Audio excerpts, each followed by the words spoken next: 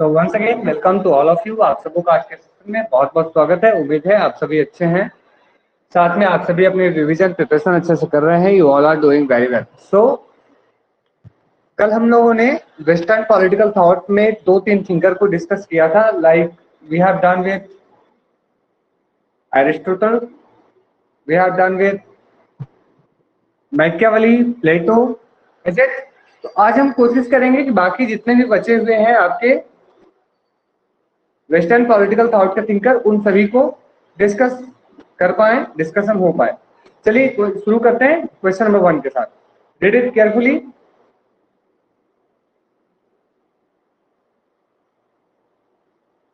और आप सभी आंसर करने की कोशिश कीजिए।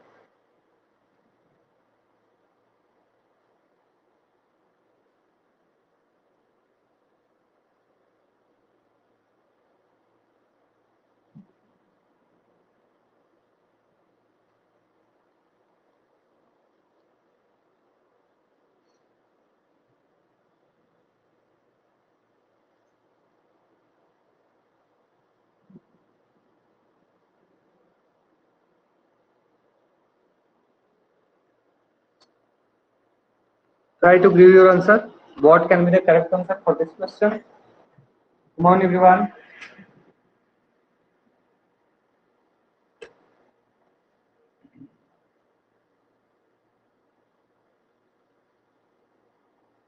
चलिए, very good. So which statement is incorrect? पूछा जा रहा है इनमें से कौन सा स्टेटमेंट जो है वो गलत है। ऐसे अगर आप एक एक स्टेटमेंट को पढ़ेंगे, if you will go by each and every statement, what you will find कि पहला स्टेटमेंट क्या है कि हॉब्स के अनुसार prior to the formation of state there existed a state of nature. प्राकृतिक राज्य जो है या स्टेट ऑफ नेचर जो है वो कब एग्जिस्ट करता है? जब राज्य नहीं बना होता है। तो ये स्टेटमेंट बिल्कुल सही है। Man in the state of nature were essentially selfish and egoistic. ये भी स्टेटमेंट बिल्कुल सही है कि जब राज्य नहीं बना था तब लोग कैसे थे? तो बहुत ज्यादा सेल्फिश थे, स्वार्थी थे, इगोइस्टिक थे। नेक्स्ट बी स्टेटमेंट पढ़ते हैं कि permanent revolver existed in the state of nature. क्या स्टेट ऑफ नेचर में there was war against all? क्या सभी का सभी के प्रति युद्ध छिड़ा हुआ था? For their honour, rich, authority, with life as nothing but potential warfare, war of all against all. तो ये सारी चीजें, ये भी बिल्कुल सही है। स्टेटमेंट नंबर सी को अगर आप पढ़ेंगे, there was a horrifiable and dismal picture of the state after formation of contract. क्या कॉन्ट्रैक्ट के बनने के बाद, सोशल कॉन्ट्रैक्ट के बाद वहां पे भयावह स्थिति थी?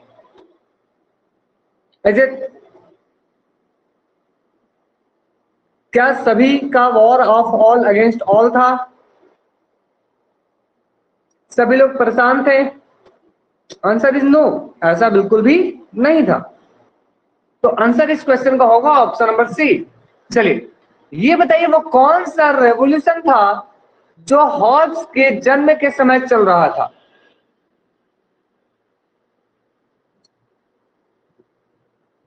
कौन सा वो रेवोल्यूशन था जो हॉब्स के समय के साथ साथ चल रहा था? The answer would be civil war तो चल रहा था, साथ में प्यूरिटन रेवोल्यूशन। प्यूरिटन रेवोल्यूशन जो है वो भी उन्हीं के टाइम में चल रहा था ऐसे। और उनके टाइम में क्या था? ब्रिटेन में ही सिविल वॉर छिड़ा हुआ था और जो स्पेन है उसके द्वारा इंग्लैंड पर अटैक किया जाता है, जिसकी वजह से क्या होता है, उनका जन्म समय से पहले हो जाता है। और उन्होंने खुद के बारे में यह कहा कि मैं और भय, आई एंड फियर बॉर्न ट्विंस, मेरी और भय का जन्म एक साथ हुआ है।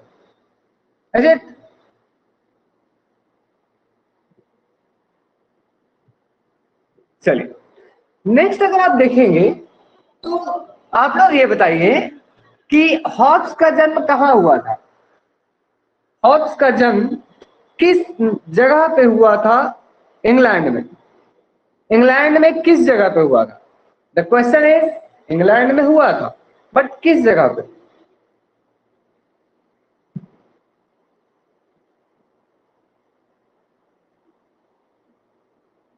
चलिए वेरी गुड, माल सबरी। आपको, आप अगर क्वेश्चन देखेंगे प्रीवियस क्वेश्चन, एक बार पहले यू नो बीएचयू का एंट्रेंस एग्जाम होता था, तो बीएचयू का एंट्रेंस एग्जाम में एक बार पूछा गया था, मॉन्स्टर ऑफ माल सबरी किसे कहा जाता है? हॉब्स, लॉक, रूसो, मैकियावेली, ऐसे कई ऑप्शंस थे। मॉन्स्टर ऑफ माल सबरी मतलब माल सबरी का राक्षस।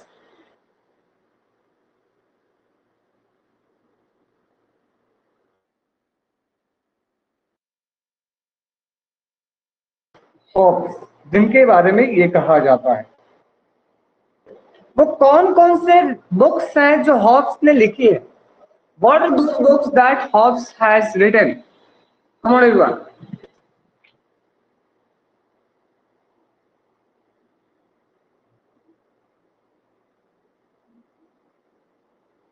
Leviathan, De Corpore, De Homine, De Cive, very good, anymore, Behemoth, very good, anymore, anymore. और कोई बुक है क्या? एलिमेंट्स ऑफ लॉ किसकी है? Who wrote elements of law? De Corpore बिल्कुल है। एलिमेंट्स ऑफ लॉ किसकी है? चलिए very good, the answer will be Hobbs.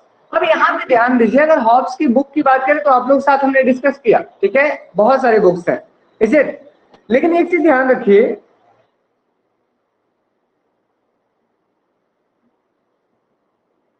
अगर ये कहा जाए कि हॉब्स ने एक ट्रायोलॉजी लिखी है, इज इट?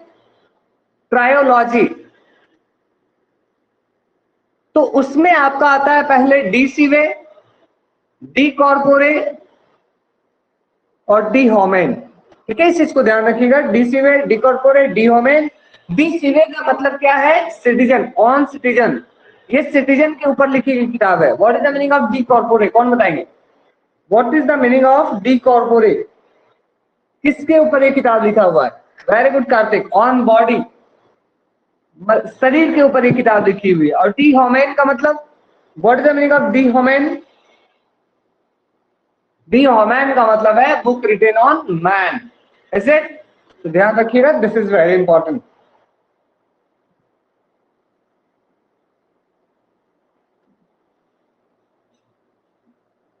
चलिए नेक्स्ट क्वेश्चन, हॉब्स ने राज्य को क्या कहा है?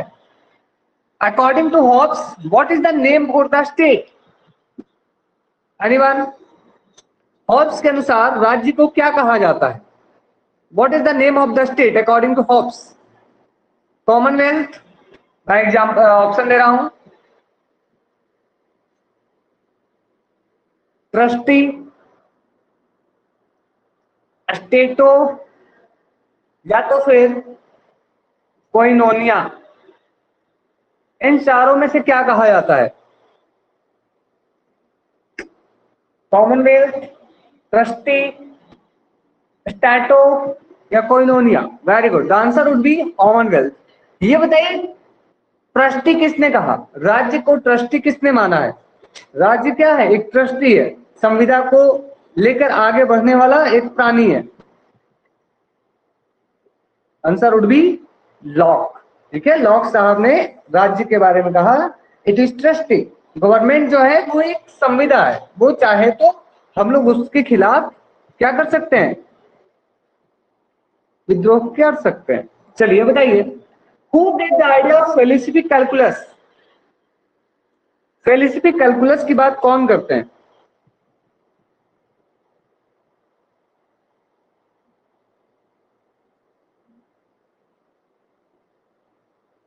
अच्छा, ये बताइए, क्या हॉब्स यूटिलिटेरियन थिंकर हैं? हाँ या ना? यस और no? Can we say Hobbes is a utilitarian thinker? नहीं? Okay fine.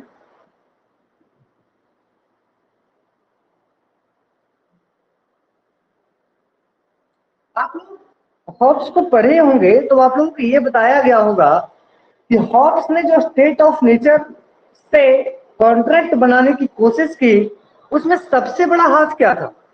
What was the main purpose to come out of the anarchy? That was greatest good of the greatest number. ज्यादा से ज्यादा लोगों की प्राणों की रक्षा हो पाए, इसलिए सिर्फ उन्होंने कॉन्ट्रैक्ट किया था। इसलिए हॉब्स को माना जाता है फर्स्ट यूटिलिटेरियन थिंकर, पहला उपयोगितावादी थिंकर के रूप में आप हॉब्स का नाम देखते हैं। और इनकी जो किताब है डी कॉर्पोरे, इज इट डी कॉर्पोरे, उस किताब में आपको ये आइडिया मिलेगा। बाद में इस चीज को किसने एक्सेप्ट किया, अडॉप्ट किया, वो थे आपके बेंथम साहब। इज इट, याद रहेगा? Will you remember everyone?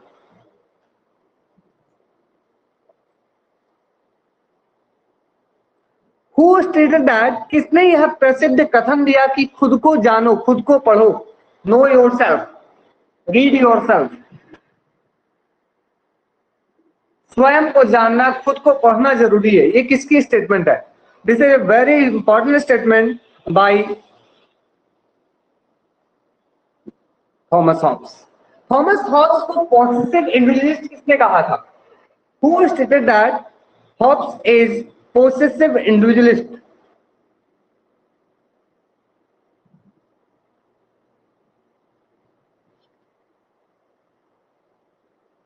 Answer would be C.B. Macpherson. Is it C.B.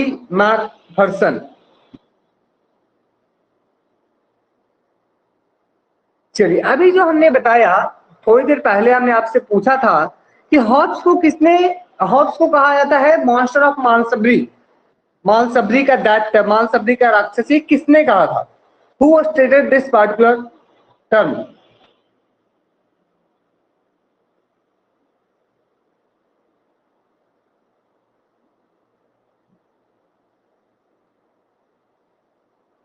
Oxford, C.L. Vapour, Sabine. चूंकि ये कहा तो जाता है, आप सभी को पता है, ये किसने कहा? तो भैया देखो, इट इज मॉन्स्टर ऑफ मालसबरी। नाम शायद आप लोगों ने कभी सुना होगा, मैं आपको क्लियर कर रहा हूं। नाम उनका है काउल। ऐसे, मेरी आवाज जा रही है? शुरू हो गया। मेरी आवाज क्लियर है? अब ठीक है? अभी भी ब्रेक है? चलिए, तो हम भी थोड़ा ब्रेक लेंगे।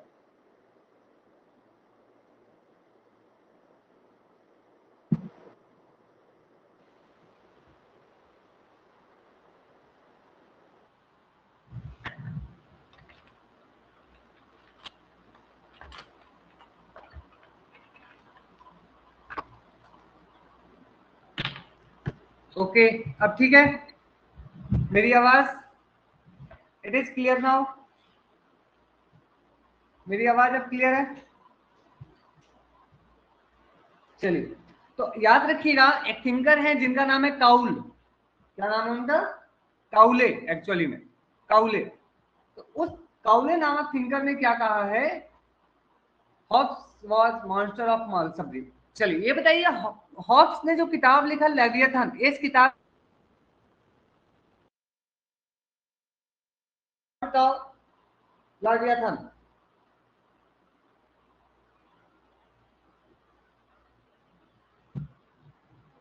फिर से गया मैं।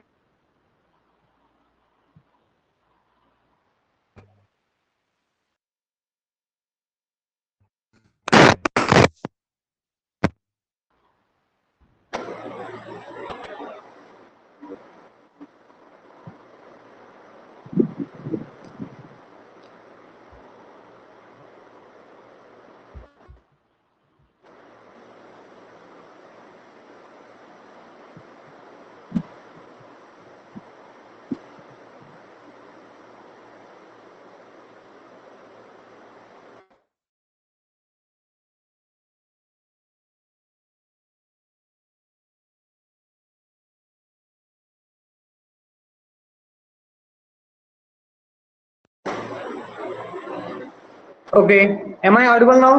अब मेरी आवाज ठीक है? अब तो ठीक होगी, एवरीथिंग इज फाइन नाउ। चलिए, सॉरी फॉर द डिस्टर्बेंस। हमने अभी थोड़ी देर पहले ये डिस्कस किया था कि हॉब्स को मॉन्स्टर ऑफ मालसबरी किसने कहा। तो आप सभी को आंसर पता चला, सिर्फ कॉलर ने कहा था। But the question is, Hobbes की जो बुक थी लेवियथन, इस किताब को जलाया किसने था? Who burn the book leviathan? Who burn the book leviathan? नहीं पता? राइट नो, बड़ा सा नो लिखिए, कोई बात नहीं। Right no. किसने लेवियथन को जला दिया था? ये बहुत विद्रोही प्रश्न है। इसमें जो चीजें लिखी हुई है उससे क्रांति हो सकती है, मतलब विद्रोह हो सकता है। इसके साथ साथ जो चर्च है, कहीं ना कहीं चर्च का प्रभाव है। चर्च अपने अकॉर्डिंग सब कुछ कंट्रोल करने की कोशिश करता है। ठीक है, ध्यान रखिएगा, the answer would be Clarendon. याद रहेगा? Very good everyone, the answer would be Clarendon. Is it clear? चलिए, यहां पे ध्यान दीजिएगा। अब आप लोग क्या ये जानना चाहेंगे कि सर ये तर्क क्या देते थे क्लोरेंडॉन? बस एक्स्ट्रा के लिए। चलिए ध्यान से सुनिएगा, लिसन केयरफुली। क्लोरेंडॉन जो थे वो वही इंग्लैंड के ही एक व्यक्ति थे, ठीक है, वो भी एक स्कॉलर थे। उन्होंने यह कहा कि ये जो हॉब्स ने जो किताब लेवियथन में जो भी चीजों को लिखा है, वो एक तरह से देखा जाए तो जो पोप है, चर्च की जो पोप है, वो पोप की आवाज है, वो पोप की भाषणबाजी है, पोप की स्पीच है। इनडायरेक्ट रूप से उन्होंने यहाँ लिखने की कोशिश की है। और एक राजा थे जिनका नाम था क्रॉमवेल। ये क्रॉमवेल की चापलूसी में लिखी गई किताब है। इट इज रिटेन, ये क्रॉमवेल जो है राजा, उनके चापलूसी में लिखी गई है। उन्होंने यहाँ कहा, मैंने आज तक ऐसी कोई किताब नहीं पढ़ी जिसमें इतना राजद्रोह, मतलब एंटी नेशनल, विश्वास भंग, मतलब जिसमें विश्वास की कमी की जाए, एवं धर्म का विरोध हो, मतलब यू कैन से धर्म द्रोह। कुल मिलाकर यही कि क्लोरेंडॉन ने इन सारे आरोपों को लगाया ऑन हॉब्स। क्लियर?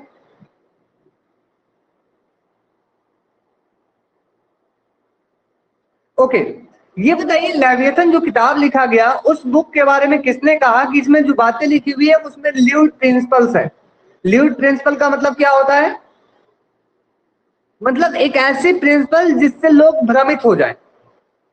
ल्यूड, लोगों को भ्रम में डालने वाले, लोगों को।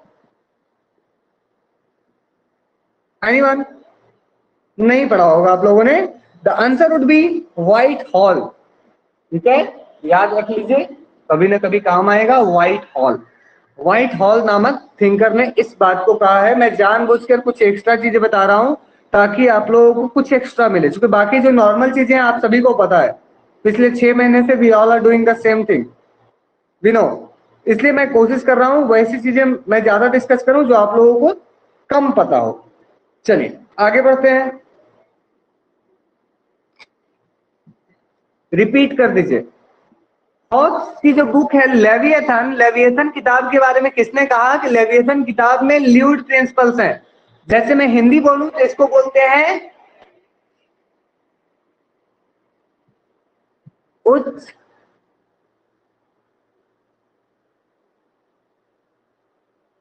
श्रृंखल, मतलब यू कैन सी एक ऐसी प्रिंसिपल जिससे लोग भ्रमित हो जाएं, एक ऐसी प्रिंसिपल जिससे लोग भटक जाएं, मतलब वो विद्रोह करने के लिए तैयार हो जाए, राजद्रोह करना शुरू कर दें राजा के खिलाफ, मतलब ये स्टार्टेड टू रिवॉल्व ऐसे। तो इस चीज के बारे में ये ध्यान रखिएगा। अब ओके, ये बताइए किसने कहा कि Hobbes was father of all of us? ये तो पता होगा, हमने कई बार डिस्कस किया इसे।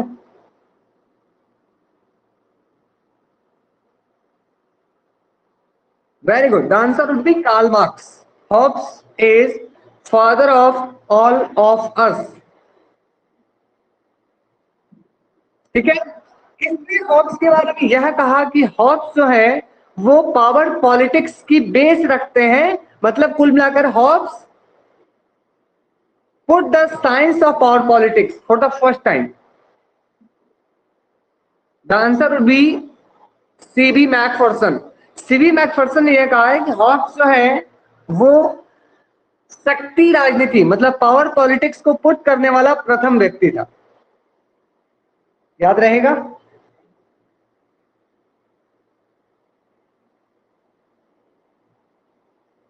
Who is known as father of political science? Father of political science? Father of political science, Aristotle. Very good. Father of modern political science. Father of modern politics या modern political science. Very good. Father of scientific politics. बताइए, father of scientific politics.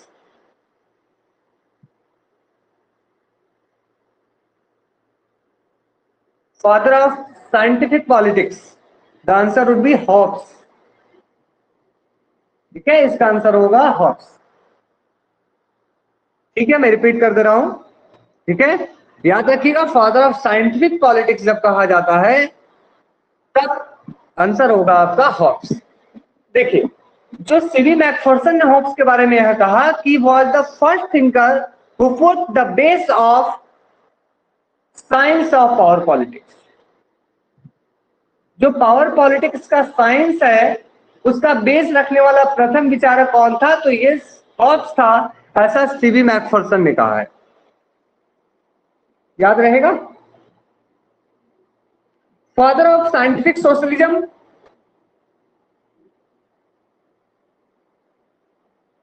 Father of scientific socialism Karl Marx. Karl Marx state socialism था और पिता Nehru. This was state socialism. I am asking scientific socialism. Answer would be Karl Marx. Who is considered as father of scientific materialism? अब बताइए, scientific materialism.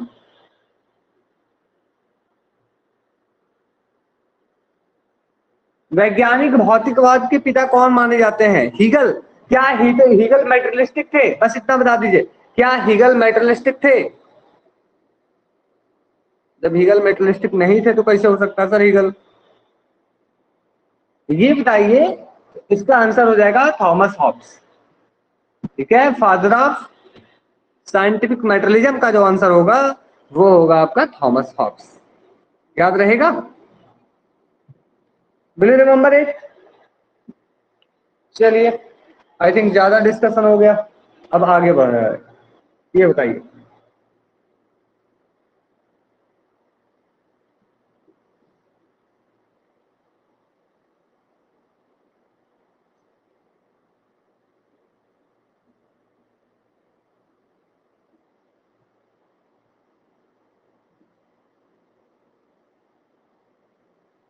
चलिए very good. तो Hobbs का जो contract है वो कैसा है सर? इररेवोकेबल है। जबकि अगर हम बात करें लॉक का कॉन्ट्रैक्ट तो वो कैसा है? लॉक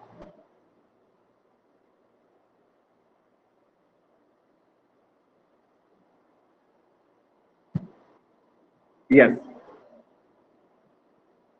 देखिए यहां पे ध्यान दीजिएगा, हॉब्स लॉक इन थिंकर्स ने यह बात की कि एक बार जब कॉन्ट्रैक्ट हो जाए तो वो वापस आप स्टेट ऑफ नेचर में नहीं जा सकते, लेकिन परमिशन लेने की जहां तक बात है हर जनरेशन से, और जहां पर आपसे यह पूछा जाए कि रिवोल्ट करने का अधिकार, इज इट राज्य के खिलाफ जाकर विद्रोह करने का अधिकार, इसमें तीनों अलग अलग मत रखते हैं। ठीक है, इस चीज को ध्यान रखिएगा। चलिए,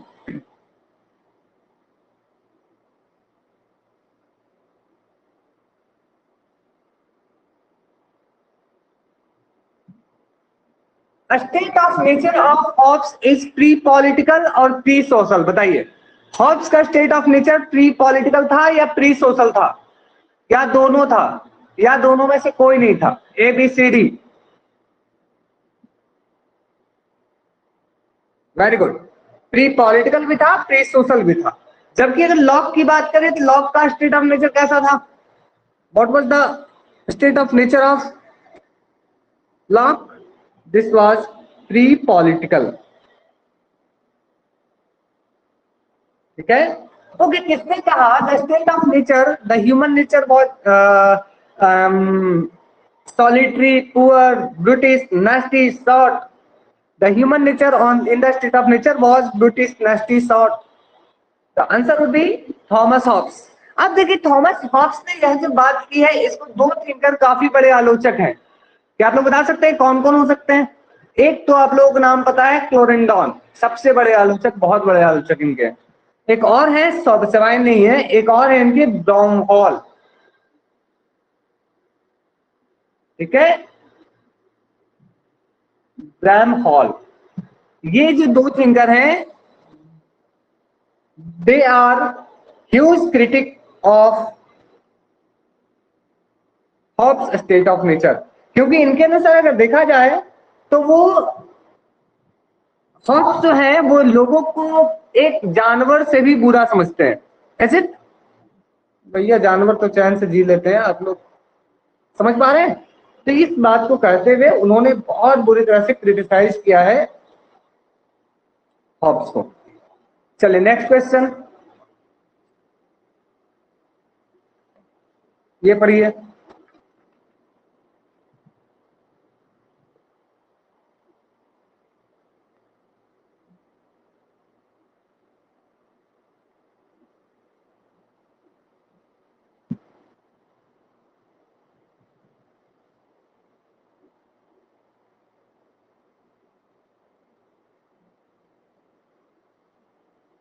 Which statement is incorrect?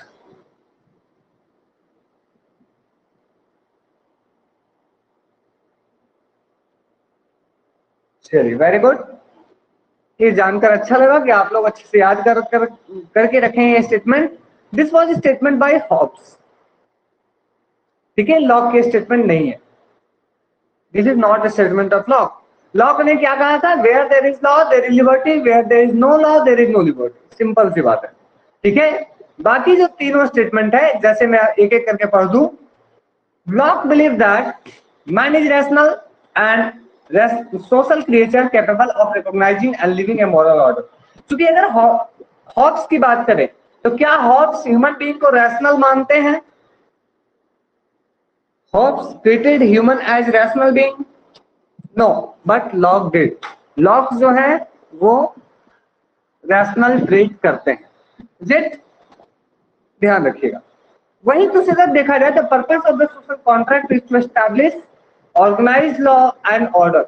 ये जो आपका सोशल कॉन्ट्रैक्ट था, इसका पर्पस क्या था?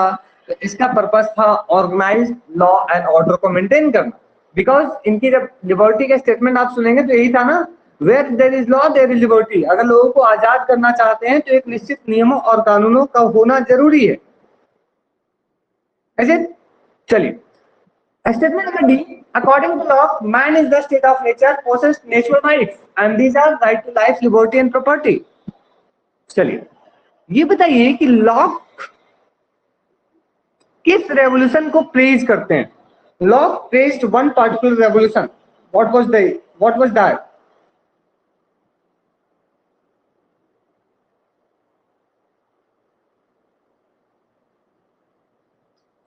Locke praised glorious. Very good. Glorious revolution of 1688. 1688 ईस्वी में जो ग्लोरियस रेवोल्यूशन होता है, गौरवपूर्ण क्रांति होता है, इज इट, उसे ये प्रेज करते हैं. अच्छा, इसमें दो पार्टी थे, एक का नाम था टोरी और दूसरा का नाम था व्हिग. आप लोग बताइए, इसका नाम है ए, नीचे वाले का नाम है बी. इन दोनों में से कौन सा वो पार्टी है जो राजतंत्र को कायम रखना चाहता था? Those try to continue the monarchy. Whig party और टोरी पार्टी कौन थे? ए या बी? Very good. तो answer would be Tory party. ठीक है, ध्यान रखिएगा, जो टोरी दल है ये कंजर्वेटिव, ये राजतंत्र को बनाकर रखने वाले थे, लेकिन व्हिग पार्टी जो है ये पार्लियामेंटेरियन थे. they try to change the regime and establish a parliamentary sovereignty और parliamentary government. ठीक है, ध्यान रखिएगा. Okay, the book Two Treatises on Civil Government was published in which year? Two Treatises on Civil Government आप लोगों ने पढ़ा होगा, ये कब पब्लिश हुआ था?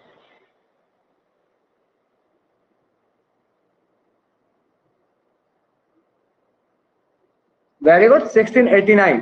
और इस किताब में उन्होंने किसकी आलोचना की थी? एक बहुत बड़े पैट्रियार्कल थिंकर थे, उनकी आलोचना इन्होंने की थी.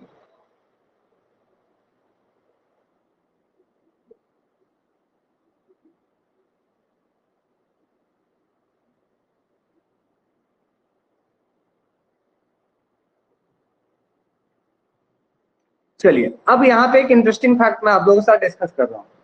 दो नाली बंदूक देखे हैं? दो नाली बंदूक, ऐसा लगता है दो गोली एक साथ निकलेगा.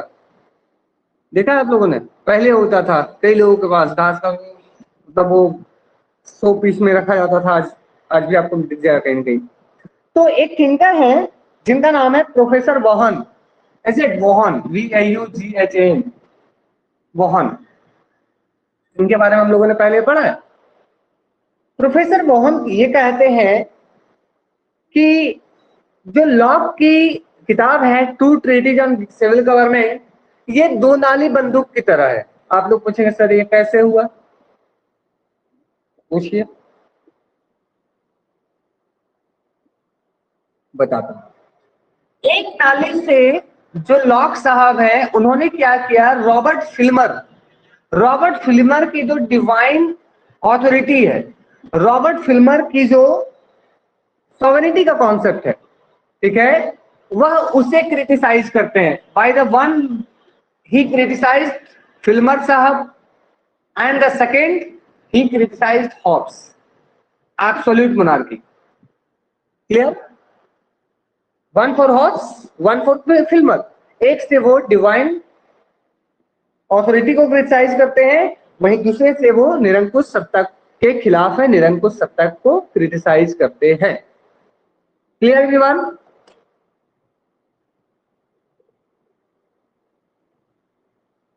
मेरी आवाज गई फिर से क्या? Am I not audible? कोई दिक्कत है? क्लियर है? Sonali please rejoin. चलिए, एक और फिगर है प्रोफेसर लास्लेट. आप लोगों ने इसका नाम सुना होगा, लास्लेट. ठीक है, लास्लेट साहब ये कहते हैं, इसको मैं कर दूं उसके बाद मैं रिपीट कर दूंगा. ठीक है, लास्लेट साहब है, उन्होंने यह कहा है कि लॉक का जो विरोध था वो सिर्फ और सिर्फ फिल्मर के लिए था, ना कि हॉब्स के लिए था. ये ध्यान रखिएगा, दो व्यू है. पीटर लास्लेट बोलते हैं कि हॉब्स के खिलाफ लॉक नहीं बोल रहे थे, बल्कि वो फिल्मर के खिलाफ क्रिटिसाइज करते हैं. जबकि दूसरी तरफ जो आपके वॉहन है, वॉहन ये कहते हैं कि एक तरफ वो फिल्मर को, दूसरी तरफ वो हॉब्स को क्रिटिसाइज करते हैं. Clear?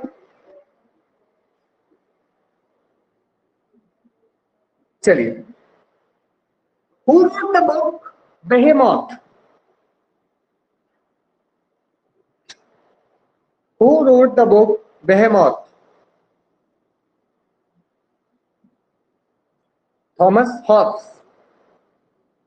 Essay concerning toleration is book by whom? Who wrote Essay concerning toleration? Essay on toleration.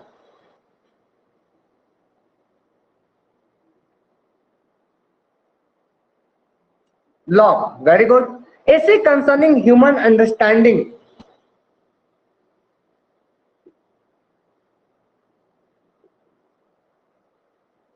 Essay concerning human understanding.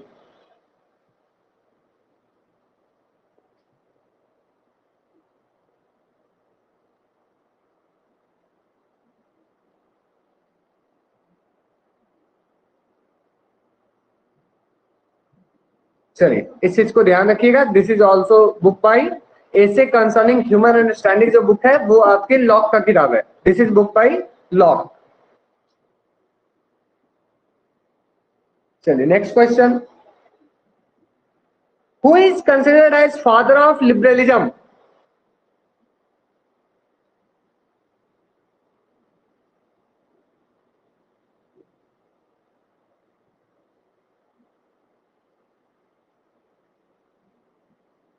Very good, answer would be father of liberalism Locke. चलिए, on the reasonableness of Christianity, ये किसकी किताब है? On the reasonableness of Christianity.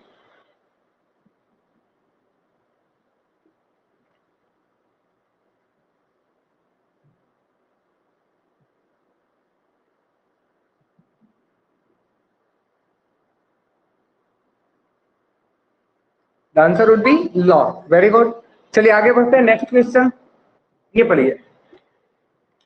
Who argued that Locke view on property made him a bourgeois apologist, a defender of the privileged of possessing classes? कौन कह सकते हैं बात?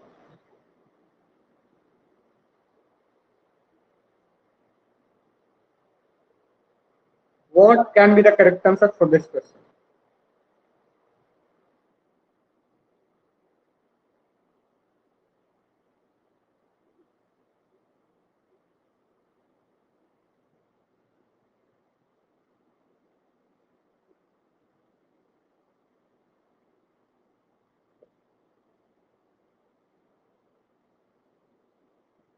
चलिए, some are saying B, some are saying C. अच्छा, ये statement आप लोगों को नहीं लग रहा सब पढ़ा पढ़ा लग रहा है? पूंजीपतियों के रखवाले, पूंजीपतियों के स्वामित्व को समझाने वाले, ऐसे कुछ करते, क्या हो सकता है answer? Answer is of course option number B, Macpherson. Possessive individualism में ही तो है बात की हुई, पोसेसिव इंडिविजुअलिज्म में ही तो किया गया है बात कि भैया वो हॉब्स एंड लॉक दोनों ऐसा लगता है कैपिटलिस्ट के वो रखवाले हैं। चलिए, क्या हॉब्स ने, नहीं माफ कीजिएगा, क्या लॉक ने कम्युनिटी को इंपॉर्टेंस दिया है? Has he given importance to community, public? नहीं, पब्लिक को नहीं दिया है, सिर्फ इंडिविजुअल को दिया है। ऐसा है क्या? भैया इंडिविजुअल को दिया है तो पब्लिक को दिया ही है ना, हर इंडिविजुअल से मिलकर, ऐसे तो दिया है। ठीक है, सिविल सोसाइटी, सिविल सोसाइटी जब मैं बोलूं तब तो आएगा आंसर, सिविल सोसाइटी को दिया है। चलिए, अब मैं एक इंपॉर्टेंट स्टेटमेंट बोल रहा हूं तो ध्यान से सुनिएगा, प्लीज लिसन केयरफुली। स्टेटमेंट कुछ ऐसा है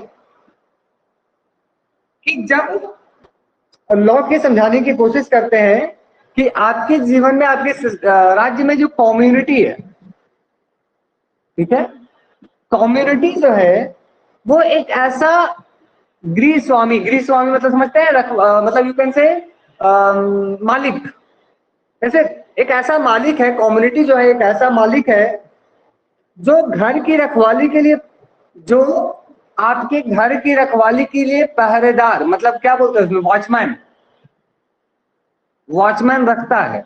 इसे मतलब कम्युनिटी जो है अपने घर की रखवाली के लिए पहरेदार, यानी कि जो वॉचमैन है वो रखता है, लेकिन फिर भी वो क्या करता है, स्वयं जाग जाग कर ये देखते रहता है कि कहीं पहरेदार सो तो नहीं गया है।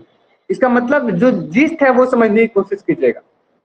जो लोग हैं, जो पीपल है, जो सिविल सोसाइटी है, वो ट्रस्टी को क्रिएट तो कर दिया है, लेकिन ये जो लोग हैं, कम्युनिटी जो है, वो ट्रस्टी पे नजर रखते हैं कि जिसको हमने अपने रखवाली के लिए जिम्मेदारी दी है, कहीं वो सो तो नहीं गया, कहीं अपनी ड्यूटी तो नहीं निभा रहा है।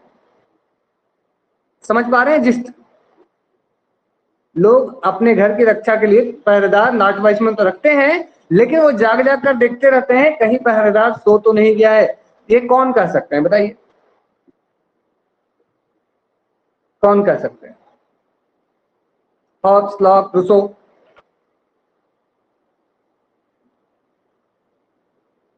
कौन कर सकते हैं इस?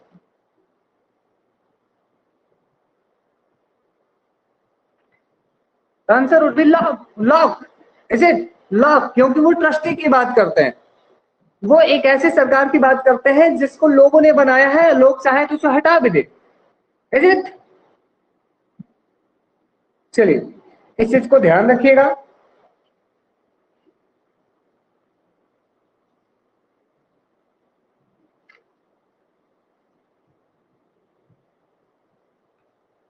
Next question, Rousseau is not known for.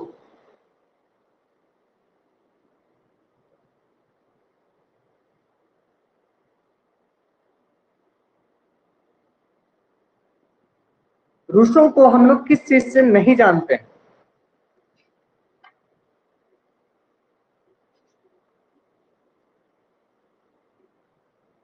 चलिए, answer would be option number D, of course. मतलब सर एब्सोल्यूट मोनार्क का जो कॉन्सेप्ट है, इसकी बात किसने की थी? तो हॉब्स ने की थी, रूसो ने बिल्कुल नहीं की थी।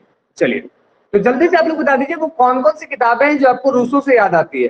What are those books that you can remember about Rousseau?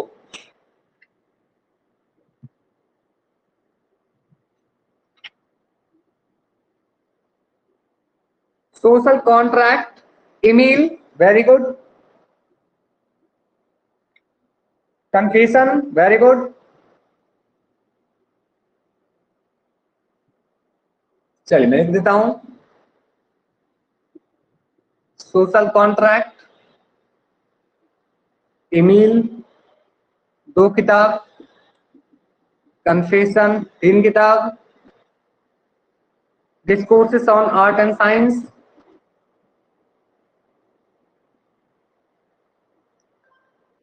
Art and science. इसके बाद एक और है discourses on inequality, discourses on inequality. और भी बुक है, a discourse on political economy,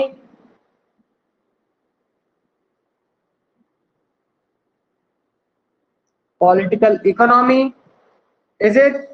और भी किताबें हैं इनकी, कन्फेशंस हो गया, ठीक है। तो these are particularly main important book. ये वो किताबें हैं जो बहुत ज्यादा इंपॉर्टेंट है। अब आप लोग ये बताइए कि इनमें से किस टाइटल के लिए उनको एकेडमी ऑफ डिजाइन से प्राइज मिला था? विच अमंग द फॉलोइंग, इनमें से किस किताब के टाइटल के लिए उनको एकेडमी ऑफ डिजाइन की तरफ से ये मिला था? Discourses on inequality, discourses on art and science, क्या था बताइए?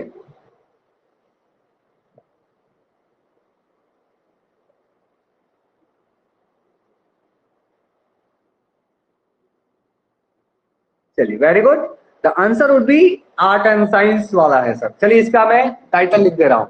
जो एसे था उसका टाइटल क्या था? Has the revival of science,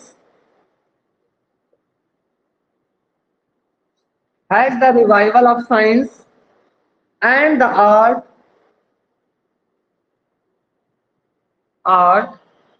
help to purify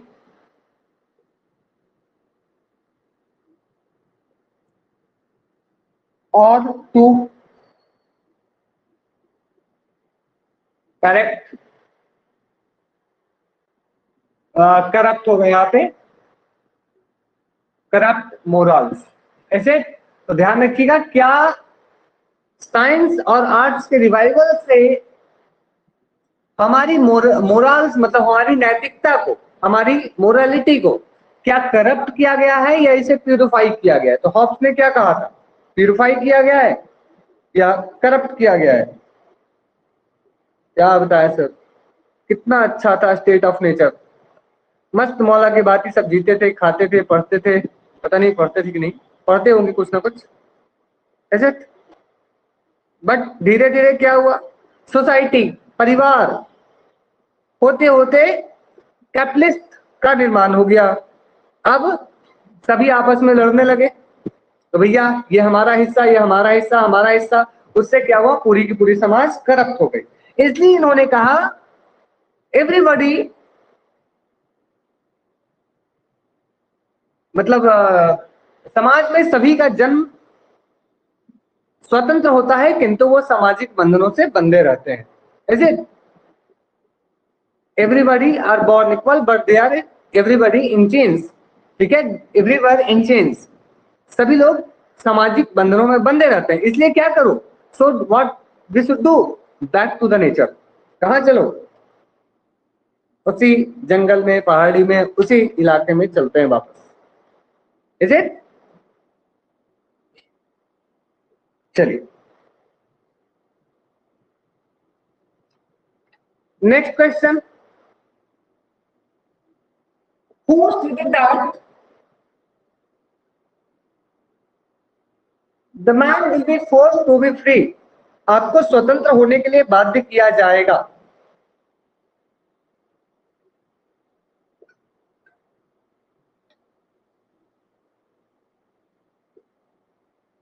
You will be forced to be free. The answer would be Rousseau. Is it?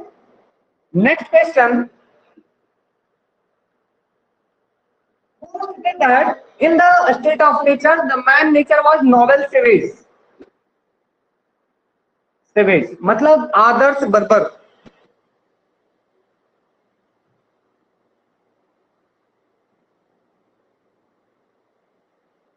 चलिए very good. Who stated that thinking man is deprived animal?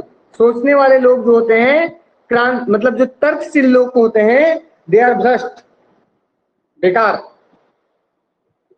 He did revolt against reason. Who did revolt against reason? किसी भी प्रकार की you can no reasonable मतलब you can say तर्क के खिलाफ थे।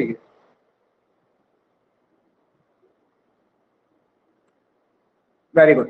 इसके साथ साथ ये भी ध्यान रखिएगा जो सेकेंड इनका एसे राइटिंग कंपटीशन था डिस्कोर्सेस ऑन इनइक्वालिटी, ये जो 1754 में हुआ, इस किताब के लिए उनको फर्स्ट चुना जा सकता था, लेकिन जिन लोगों ने उस एसे राइटिंग कंपटीशन को करवाया मतलब जिसके द्वारा वो करवाया जा रहा था, ये उन्हीं के खिलाफ लिखा गया था, क्योंकि ये कैपिटलिस्ट के खिलाफ बोल रहे थे। ऐसे ये जो कैपिटलिस्ट क्लास है, ये जो अमीर तबका है, उसी के द्वारा हमारे समाज में इनइक्वालिटी को जन्म दिया जाता है। ध्यान रहेगा।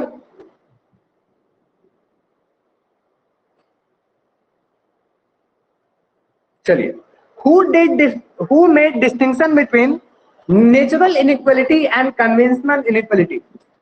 मतलब प्राकृतिक असमानता और परंपरागत असमानता, इसके बारे में किसने बात की?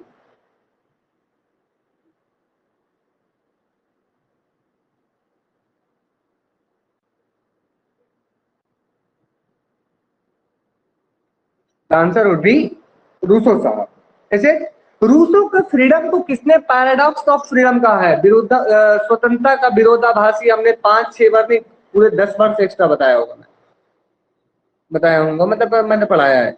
बार्कर साहब, मैकफर्सन साहब, मैकफर्सन ने उनको स्वतंत्रता के बारे में कहा कुछ किया, उन्होंने तो कैपिटलिज्म के को लेकर उन्होंने विरोध किया है। पैराडॉक्स ऑफ फ्रीडम,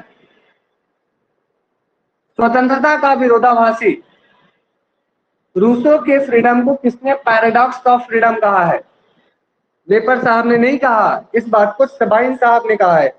मैंने कई बार समझाया है, ना जाने कितनी बार, कितनी दफा, सुबह और शाम। Paradox of freedom, Sabine Sabine Sabine, रट लीजिए, याद रहेगा।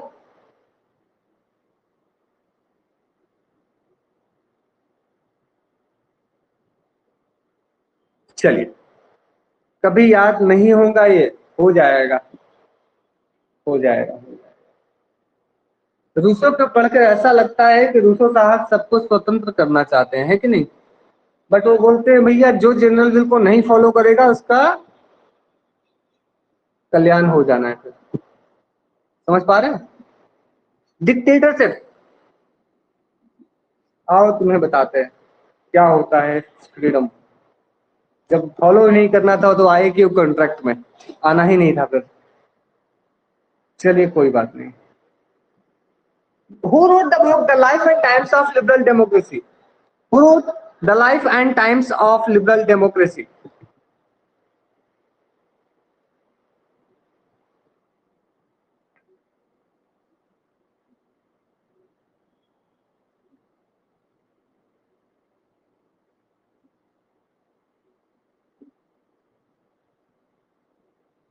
चलिए very good, the answer would be C B Macpherson. Okay, Rousseau के बारे में किताब लिखा गया है the origin of modern totalitarian ऐसा करके, ठीक है। मैं आपको बस ऐसे बता दे रहा हूं कि जो मॉडर्न टोटलिटेरियनिज्म है, ये जो आइडियोलॉजी ऑफ मॉडर्न टोटलिटेरियनिज्म है, इसको लेकर रूसो को क्रिटिसाइज एक थिंकर ने किया जिनका नाम है टैलमन, जैकब टैलमन, ठीक है। इनकी एक किताब है, मुझे एग्जैक्ट नाम याद नहीं आ रहा, आप नाम देख लीजिएगा। रूसो को लेकर किताब लिखी गई है और ये काफी इंपॉर्टेंट है because he criticize Rousseau. Rousseau को किसने चाइल्ड ऑफ नेचर कहा था? Who called Rousseau as child of nature? भैया देखो, तुम प्रकृति का शिशु हो।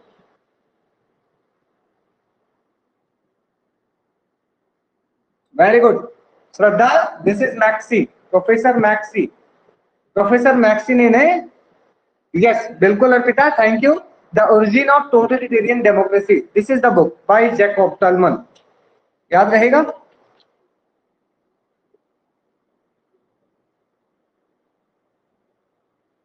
ओके, कॉन्स्टिट्यूशनल मोनार्की की बात कौन करते हैं? हॉब्स, लॉक, रूसो, इन तीनों में कौन है जो कॉन्स्टिट्यूशनल मोनार्की की बात करते हैं?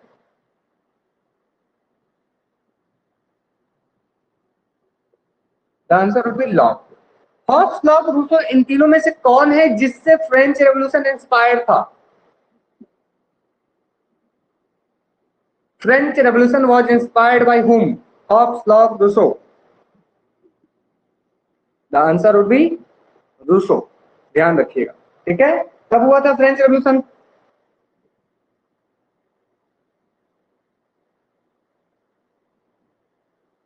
1789। जैसे बॉल्शेविक रेवोल्यूशन, बॉल्शेविक वाला कब हुआ था? अक्टूबर रेवोल्यूशन कब हुआ था? 1917 में हुआ था, जैसे ध्यान रखिएगा। चलिए नेक्स्ट क्वेश्चन, ये बताइए।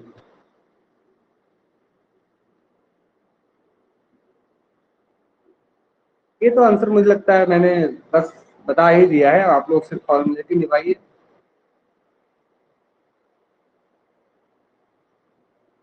आगे बढ़ते हैं, बिल्कुल टाइम सेव करते हैं। चलिए जल्दी से ये बता दीजिए, an introduction to principles of moral and legislation ये किसकी बुक है?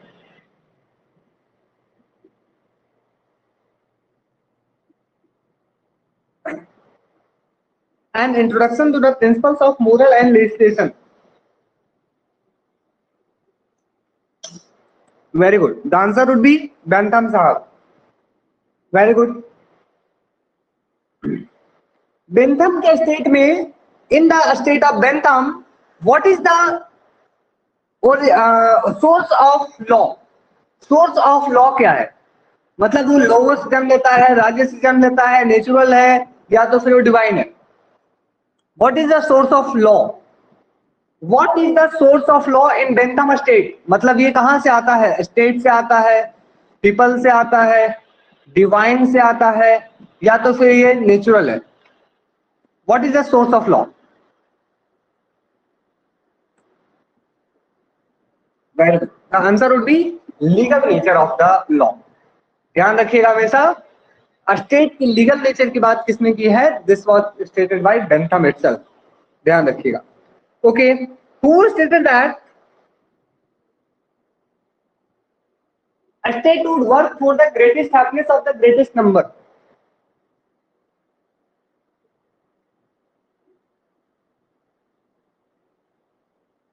Bentham. What is the two sovereign master over man? बताइए, what is the two sovereign master over man? व्यक्ति के ऊपर दो सॉवरेन मास्टर कौन है?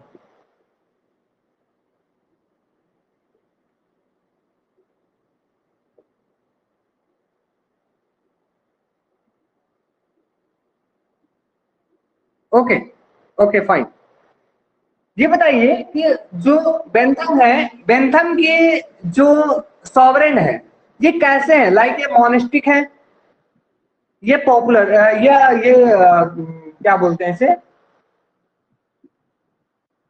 प्लूरल है? मतलब ये मोनेस्टिक है इन द सेंस ये इंडिविजुअल एब्सोल्यूट है, राइट? एब्सोल्यूट, एब्सोल्यूट है या प्लूरल की बात करते हैं? बताइए, मतलब इनकी जो सॉवरेन है, according sovereign according to Bentham, what is the nature? Plural और एब्सोल्यूट? सोचिए।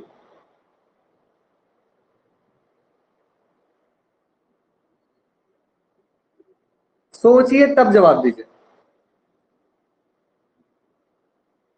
समझ नहीं आया है?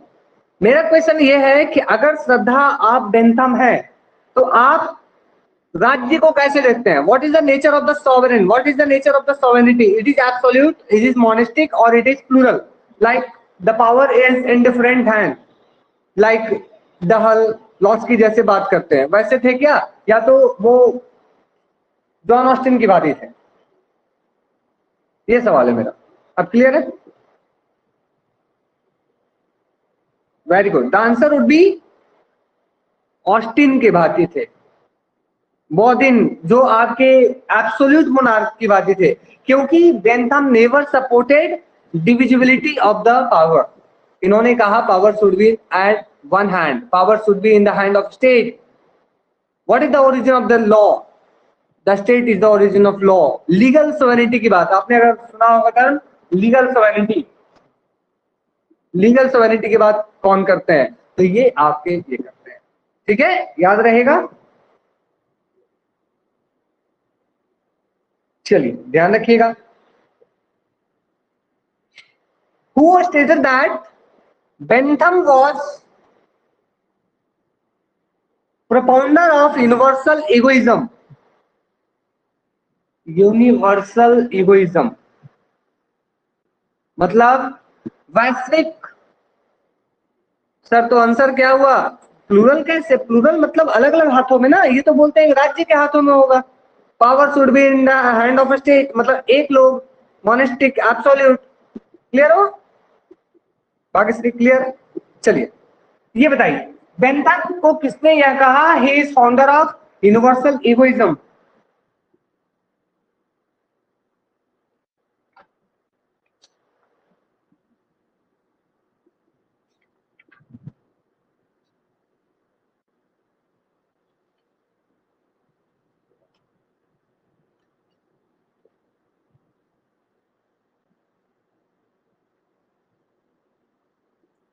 Vapour, Hegel? नहीं, the answer would be Sabine. ठीक है, सेबाइन ने यह कहा है कि जो आपके बेंथम है इनकी फिलॉसफी, इनकी जो फिलॉसफी है, इनकी फिलॉसफी में हमें सार्वभौमिक अहमवाद मिलता है। ठीक है, ध्यान रखिए। चलिए आगे बढ़ते हैं। किनकी फिलॉसफी को सबको बस ये क्रिटिसिज्म करते हैं? हाँ तो काम धाम नहीं है तो लोग क्या करते हैं? देखिए, देखो रोहित शर्मा कितना बेकार खेलता है, देखो विराट कोहली कितना खराब खेलता है, इसके अलावा और क्या चर्चा होता है? यही तो होता है। देखो मोदी जी क्या कर रहे हैं, राहुल गांधी क्या कर रहे हैं। यूनिवर्सल इगोइज्म इसके बारे में देखिए, ध्यान दीजिएगा। वैसे यूनिवर्सल इगोइज्म का कॉन्सेप्ट से एसोसिएटेड आपके मैकियावेली भी है। ठीक है, इससे एसोसिएटेड मैकियावेली भी है, लेकिन सबाइन ने यह कहा है कि जो आपके बेंथम है इनकी फिलॉसफी में हमें यूनिवर्सल इगोइज्म का कॉन्सेप्ट मिलता है। ठीक है, मतलब इगोइज्म इज इट? समझ पा रहे हैं? चलिए आगे बढ़ते हैं। हाँ तो आई वाज आस्किंग दैट कि बेंथम के फिलॉसफी को किसने पीक फिलॉसफी कहा है? हाँ बोल सकते हैं आप, अल्ट्रुइज्म का हीगल है। Very good, the answer would be Thomas Carlyle. Peak philosophy ऐसे। चलिए एक और है जो इंपॉर्टेंट है। देखिए जिस तरह से हमने अभी बताया कि यूनिवर्सल इगोइज्म का कॉन्सेप्ट मैकियावेली बेंथम दोनों से एसोसिएटेड है, वहीं यूनिवर्सल एल्ट्रुइज्म की बात जो आपने हीगल के बारे में कहा, इस तरह से एक और शब्द है साइकोलॉजिकल इगोइज्म। ठीक है, साइकोलॉजिकल इगोइज्म ये कहा जाता है हॉब्स के बारे में। याद रहेगा, हॉब्स के बारे में कहा जाता है कि साइकोलॉजिकल इगोइज्म की बात वहां से आती है।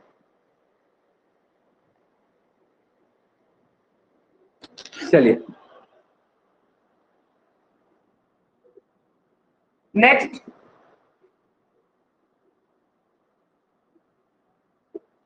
Bentham is associated with which ideology? Liberalism, Marxism, anarchism, communism. Bentham को कहां देखते हैं आप? बेंथम को आप कहां देखते हैं? Answer would B liberalism. ये उदारवाद से ही आते हैं, ठीक है। हाँ, रिपीट द लास्ट लाइन, मतलब ये है कि व्हाट आई वाज एक्सप्लेनिंग कि जिस तरह से आप यूनिवर्सल इगोइज्म के बारे में किसके बारे में कह रहे हैं, तो बेंथम जो है, मैकियावेली जो है, यूनिवर्सल अल्ट्रुइज्म जो है हीगल के बारे में कहते हैं। उसी तरह से आप साइकोलॉजिकल इगोइज्म, ठीक है, साइकोलॉजिकल इगोइज्म की बात जो है वो हॉब्स के बारे में कहा जाता है, ठीक है, साइकोलॉजिकल इगोइज्म, इगोइज्म, ठीक है। चलिए अब आगे बढ़ते हैं, इसे पढ़िए।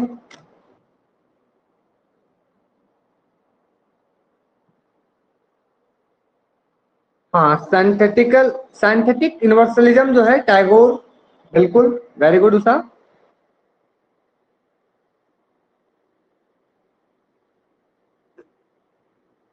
Who stated that everything is and not is not for everything is fluid, it constantly changing, constantly coming into being and passing away, all is flux and nothing stays still, nothing endures but change.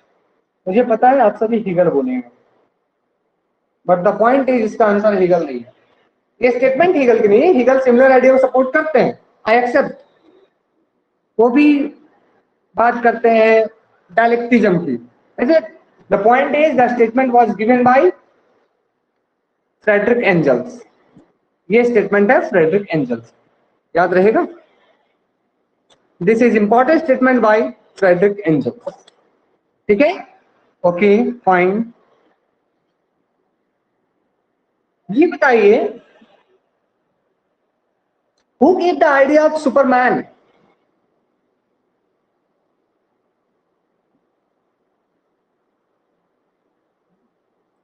Who gave the idea of Superman?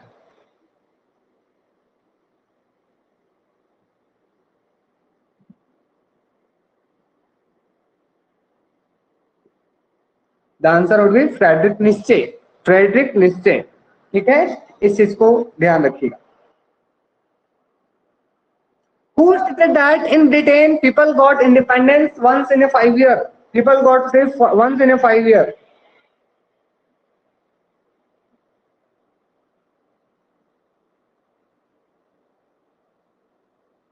देखो भैया,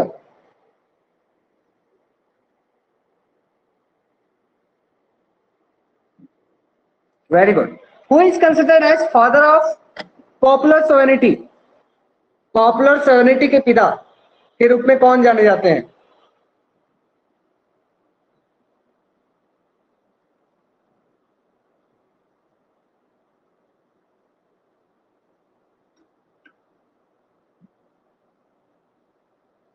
answer would be Rousseau. Direct democracy के propounder कह सकते हैं, ये किसने दिया actually ये सिद्धांत जो है डायरेक्ट डेमोक्रेसी, प्रत्यक्ष लोकतंत्र, ये भी रूसो का है। ऐसे चलिए मैं इंटरेस्टिंग स्टेटमेंट मैं आप लोगों को बता रहा हूं, ठीक है, सुनेंगे ध्यान से। देखिए, सोशल कॉन्ट्रैक्ट किताब किसकी है? तो सर रूसो की किताब है। एक थिंकर है जो कहते हैं कि सोशल कॉन्ट्रैक्ट पढ़ने के बाद मेरी इच्छा ये है कि मैं हाथों से और पैरों से चलूं। समझ रहे हैं? मतलब 4 पहिया ठीक है, 2 पहिया ठीक नहीं है, मतलब चारों हाथ पैर से चले तो ठीक है। कौन कहेंगे बताइए? वॉल्टेयर, सेबाइन, हॉब्स, या तो फिर सीसी मैक्सी?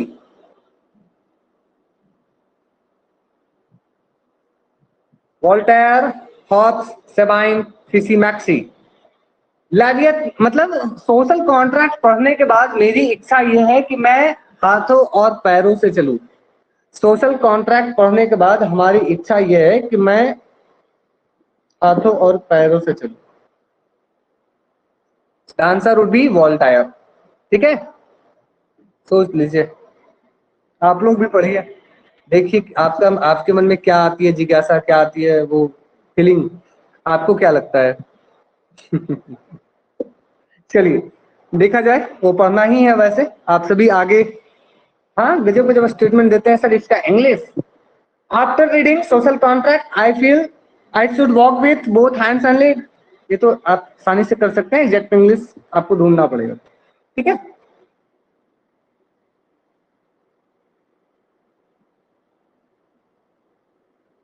अच्छा ये कौन देते हैं कि भैया मुझे मेरा भोलापन, मतलब मेरी जो इग्नोरेंस है, मेरी जो इनोसेंस है, मेरी जो पॉवर्टी है वो मेरे मुझे लौटा दो, मैं उसी में खुश हूँ। कौन कह सकते हैं? सोचिए। भोलापन, इन मतलब इनोसेंस, भैया मैं वैसे ही ठीक था, क्यों मुझे ये आर्टिफिशियल मॉडर्न बना दिए, मैं बस प्राकृतिक अवस्था में ठीक था।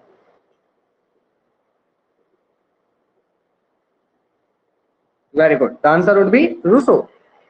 कितना इंटरेस्टिंग है ना? आप लोगों को लग रहा है सर चलते हैं प्राकृतिक अवस्था में, वहीं मस्त रहेंगे, काहे का नेट का एग्जाम देना पड़ेगा, ना फालतू का टेंशन एग्जाम का होगा, किसको एनिमल जैसा चलना है सोशल कॉन्ट्रैक्ट रिलेटेड। अच्छा सादीक्षा, ऐसा है कि वोल्टायर जो है, ठीक है, वोल्टायर जो है वो ये कहते हैं कि आफ्टर रीडिंग सोशल कॉन्ट्रैक्ट, जो रूसो की किताब है सोशल कॉन्ट्रैक्ट, हमें ऐसा फील होता है कि मैं दोनों हाथों और पैरों से चलूं, ठीक है, मतलब मनुष्य होना बेकार है, समथिंग लाइक दैट, ठीक है। After reading I feel that. चलिए आगे बढ़ते हैं, तो इसका आंसर होगा फ्रेडरिक एंजल्स। तो ये बताइए, the origin of family, private property and the state, this was famous book by whom?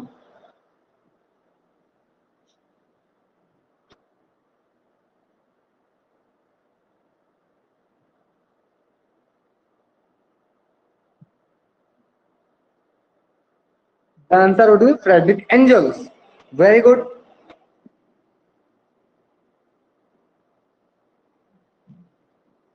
Next question, who wrote German ideology?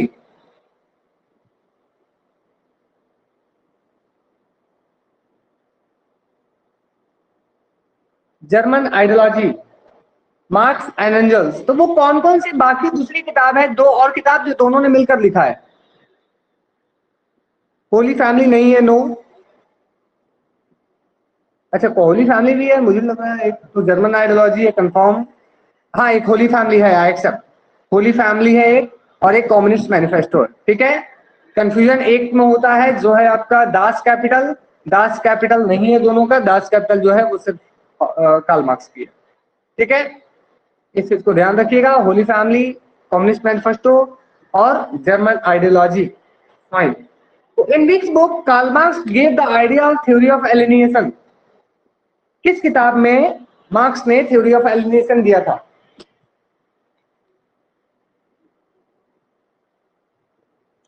The answer would be economic and philosophical manuscript, ठीक है, economic and philosophical manuscript.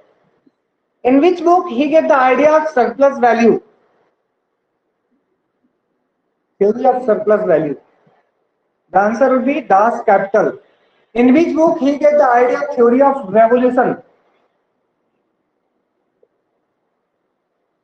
विश्व का मजदूरों एक हो जाओ, आपके पास पाने के लिए पूरी संसार है, खोने के लिए कुछ भी नहीं सिवाय अपने जंजीरों के। The workers of the world unite, you have nothing to lose but your chains. The answer would be Communist Manifesto. Very good, and this book was published in which year? Very important, 1848। Is it 1848? 1900 नहीं, 1848, ठीक है। चलिए, in which book he give the idea of dictatorship of the proletariat? सर्वहारा का अधिनायकवाद, the answer would be Critique of Gotha Programme, ठीक है, याद रहेगा, क्रिटिक ऑफ गोथा प्रोग्राम। चलिए आगे बढ़ते हैं। Marx borrowed the concept of dialecticism from which thinker? बताइए, कार्ल मार्क्स ने किससे ये आइडिया को बोरो किया था? ये तो पता होगा आप लोगों को। Answer would be of course Hegel. ठीक है, चलिए एक और क्वेश्चन कर लेते हैं, उसके बाद हम लोग आगे बढ़ेंगे। चलिए क्वेश्चन आ ही गया, इसको कर लेते हैं। हालांकि मुझे लग रहा था कोई और क्वेश्चन यहाँ पे। सोनाली बोल रहे हैं नेटवर्क इशू हो रहा है। सोनाली, बाकी सभी को तो क्लियर है I think. Let's see. Who stated that the ideal is nothing else than the material world reflected by the human mind and translated into forms of thought? वो आसान स्टेटमेंट है, दिस इज टू इजी। हाँ, आप लोग जो बोल रहे हैं बहुत अच्छा, एकदम करेक्ट, एकदम सटीक जवाब दे रहे हैं। पूछिए क्यों सर? क्योंकि सर हीगल मटेरियल वर्ल्ड की बात करते हैं, है कि नहीं? हीगल डिस्कस अबाउट, भैया देखो the world is the sense of material. हाँ, क्या दिक्कत? अब बताइए, ऐसा आप लोग जवाब देंगे तो फिर दिक्कत है। फ्लो फ्लो में बाहर गए सर। चलिए कोई बात नहीं। तो answer would be of course option number D, is it? Karl Marx. बिल्कुल। आइडियाज द वर्ल्ड है, जिससे मतलब ऐसा उन्होंने कहा है कि जो वर्ल्ड है वो रिफ्लेक्शंस ऑफ द आइडियाज है। Hegel discuss about ideas, the world are the reflections of ideas while the world is reflection of material world. This was statement given by Karl Marx itself. ठीक है, option number D इस question का correct answer होगा। चलिए ठीक है। Karl Marx का जन्म किस शहर में हुआ था? Karl Marx was born in which city? Germany, तो पता है जर्मनी सिटी थोड़ी ना, I am asking about city. City city शहर शहर कौन सा वो तबका था? जर्मनी पर्सिया दोनों एक ही चीज है, both are same thing. Prussia बोलिए जर्मनी बोलिए, 1818 में उनकी जन्म हुई थी, दोनों एक ही है। हाँ, तब प्रोसिया बोलते थे इसको, लेकिन चलिए ध्यान रखिएगा। 5 मई 1818 को उनकी जन्म ट्रेवेस नामक जगह पे हुआ था। ठीक है, ट्रेवेस कहाँ है सर? तो ये है आपका राइन प्रांत ऑफ जर्मनी। ठीक है, राइन राइन प्रोविंस ऑफ जर्मनी। क्लियर? क्योंकि कई बार ऐसे क्वेश्चन पूछ लिए जाते हैं अटपटे से। दे विल आस्क, भैया बताओ इसके इंटरकजन कहाँ हुआ, जैसे मॉन्स्टर ऑफ मालसबरी, ऐसे। चलिए ध्यान रखिएगा। Who stated that ideology is false consciousness? किसने कहा कि आइडियोलॉजी जो है वो एक फॉल्स कॉन्शियसनेस है?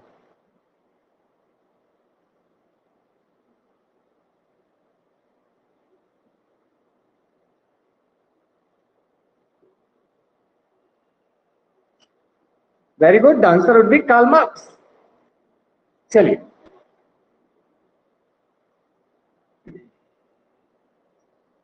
Who wrote the book?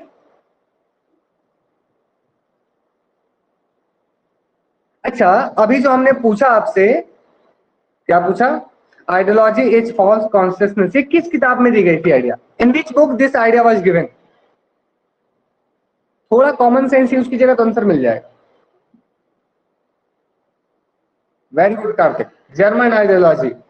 जब मैं पूछ रहा हूँ यानी कुछ तो होगा सिमिलर से। तो ये आइडिया दिया गया था जर्मन आइडियोलॉजी में। आइडियोलॉजी दोनों एक जैसा है, तो आप लोगों को याद हो जाएगा, उम्मीद है कोई दिक्कत नहीं होनी चाहिए।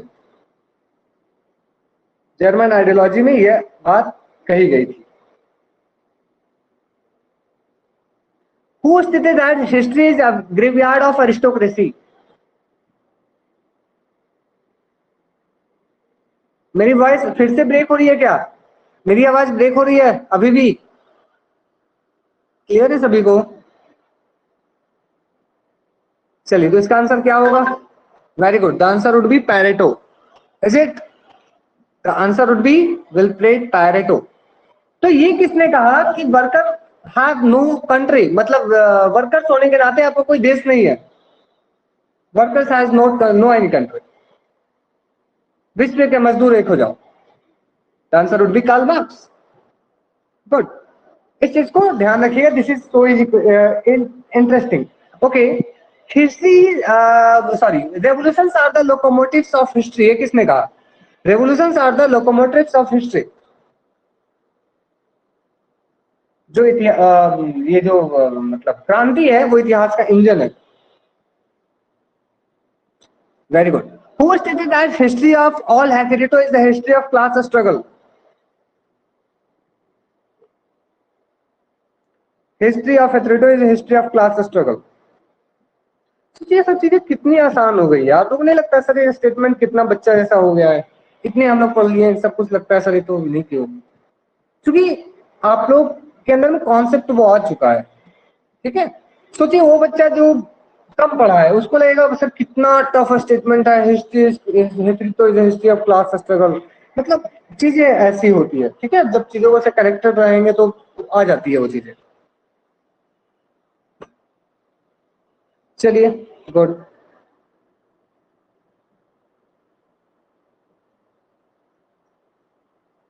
Who wrote value price and profit? पहले लगता था ऐसा, आओ कभी पॉलिट्यूड में आप सबकी दुआ दिया हुआ है। नहीं चलिए अच्छी बात है, कुछ तो सीख रहे हैं, कुछ तो प्रॉफिट है। अरे प्रॉफिट कंटिन्यू होनी चाहिए। वैल्यू प्राइस एंड प्रॉफिट कॉक्स की है, मार्क्स की है, किसकी है बताइए?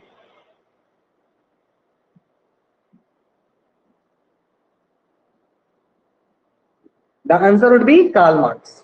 ठीक है, सिविल वॉर इन फ्रांस एक और ऐसे ही इंपॉर्टेंट बुक है, civil war in France, this is also by Karl Marx. ठीक है, who wrote the book anti Duhring? Anti Duhring, मुझे उम्मीद है आप सभी करेक्ट आंसर देंगे।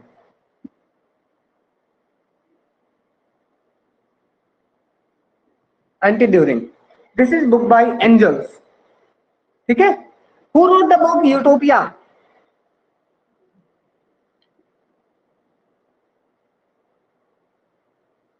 Thomas More. ओके, रैंसे जेटुंग। ठीक है, स्पेलिंग देख लीजिएगा, मुझे एग्जैक्ट याद नहीं आ रहा। रैंसे जेटुंग जो पत्रिका था, मतलब जो वीकली था, इसके संपादक जो लिखेंगे नहीं आएंगे वो, मैं घर तो नहीं जा सकता हमेशा, है कि नहीं? अभी बंद हुआ था जब पीपीटी हटी। उपासना का नजर हमेशा रिकॉर्डिंग पे होता है, कुछ हो चाहे ना हो। चलिए गुड, चलिए अच्छी बात है, किसी का नजर तो होना चाहिए। नहीं तो पता चला मैं पूरा क्लास ले लिया, क्योंकि मेरी नजर नहीं रहती है इस पे, हमारी नजर नहीं रहती है कि रिकॉर्डिंग हो रही है कि नहीं हो रही है। एक बार शुरू कर दिया बस, बाकी होते रहेगा वो। रिकॉर्डिंग बहुत इंपॉर्टेंट है सर, बिल्कुल। चलिए अच्छी बात है, गुड, थैंक यू। चलिए आगे बढ़ते हैं। सो आई वाज आस्किंग वैसे जैसे इसका संपादक कौन है, कार्ल मार्क्स है। ठीक है, ध्यान रखिएगा। Next, who wrote socialism utopia and scientific? Socialism utopia and scientific,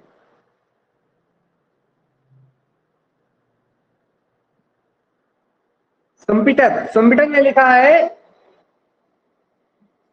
socialism capitalism, capitalism socialism and democracy. Is it? The answer would be Friedrich Engels, इसका एंजल्स ही है। ठीक है, एंजल्स ने इस पार्टिकुलर चीज को लिखा है। Who wrote the book beyond ideology?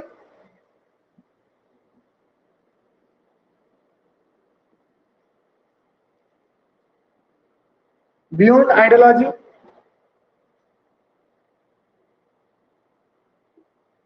चलिए। अच्छा, कार्ल मार्क्स के बारे में ये कहा जाता है कि उन्होंने 3 पॉलिटिकल थिंकिंग ट्रेडिशंस को आपस में मिला दिया। वो कौन कौन से था, कौन बताएंगे? मैं नहीं लिखूंगा भी, आप लोग पहले बताइए। बेल, बेल मतलब डेनियल बेल। इन्होंने 3 पॉलिटिकल ट्रेडिशंस को आपस में मिलाया है। It is said that Karl Marx ने क्या किया, 3 पॉलिटिकल थॉट को आपस में मिलाया, मतलब 3 पॉलिटिकल थिंकिंग की, 3 देशों की थिंकिंग की। वो कौन कौन से 3 देश हैं? व्हाट आर दो 3 कंट्रीज? व्हाट आर दो 3 countries? I am discussing about 3 countries. जैसे मैं एग्जांपल देता हूं, ये हीगल यानी कि जर्मनी, जर्मनी से चीजों को लेते हैं, वैसे 3 कंट्री है। यूके, चलिए और बताइए। एक यूके हो गया यानी कि इंग्लैंड, एक जर्मनी हो गया, जर्मनी इंग्लैंड, और एक कौन है, एक और है फ्रांस। ठीक है, इस चीज को ध्यान रखिएगा। जर्मनी यूएसएसआर नहीं है सर। अच्छा यूएसएसआर जो बोल रहे हैं, क्या यूएसएसआर उसमें हुआ था, इमर्ज हुआ था 1917 से पहले? यूएसएसआर तो था ही नहीं, 1818 में इनकी जन्म हुआ था, तो यूएसएसआर कैसे आ सकता है इसमें? Is it? मतलब आप सभी अगर रसिया बोल रहे हैं तो रसिया भी नहीं था। ठीक है, तो ध्यान रखिएगा, इसको कैसे याद रख सकते हैं? GEF। ठीक है, मतलब जैसे भी याद हो याद रखिएगा, जर्मनी, इंग्लैंड और फ्रांस, इन तीन पॉलिटिकल थिंकर्स को इन्होंने, थिंकिंग को इन्होंने एक साथ मिलाया। ठीक है, चलिए, कार्ल मार्क्स ने खुद को क्या कहा? I am founder of scientific socialism. Karl Marx ने खुद के बारे में क्या कहा? मैं इकोनॉमिक डिटर्मिनिज्म की बात करता हूं। कार्ल मार्क्स ने खुद के बारे में क्या कहा? कि मैं पहले साइंटिफिक सोशलिस्ट हूं। लेकिन इन्होंने कुछ थिंकर्स को क्या कहा? The philosophers of the world have only interpreted it, nobody tried to change it. ये किस किस थिंकर के बारे में इन्होंने कहा था, अगर आप बताए तो? यूटोपियन किसको कहा एग्जैक्टली, अगर एक लाइन में कहा जाए तो यूटोपिया किसे कहा इन्होंने? प्रोडॉन, चलिए मान लेते हैं। नेक्स्ट, साइमन, सेंट साइमन, और चार्ल्स फूरियर, और रॉबर्ट ओवेन। आप बोल रहे हैं सभी, रॉबर्ट ओवेन। ठीक है, ध्यान रखिएगा, रॉबर्ट ओवेन, चार्ल्स फूरियर, प्रोडॉन और सेंट साइमन, ये वो थिंकर हैं जिनके बारे में ये कहा कि दीज आर यूटोपियन सोशलिस्ट। ध्यान रहेगा, दे आर यूटोपियन सोशलिस्ट। इस चीज को ध्यान रखिएगा।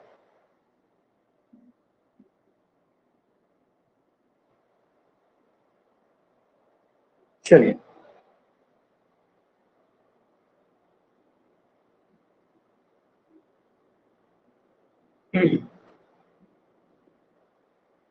Next question.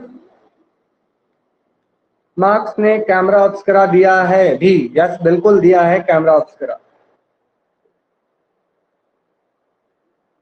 इसका बताइए, ये जो स्टेटमेंट है किस आइडियोलॉजी से एसोसिएटेड है?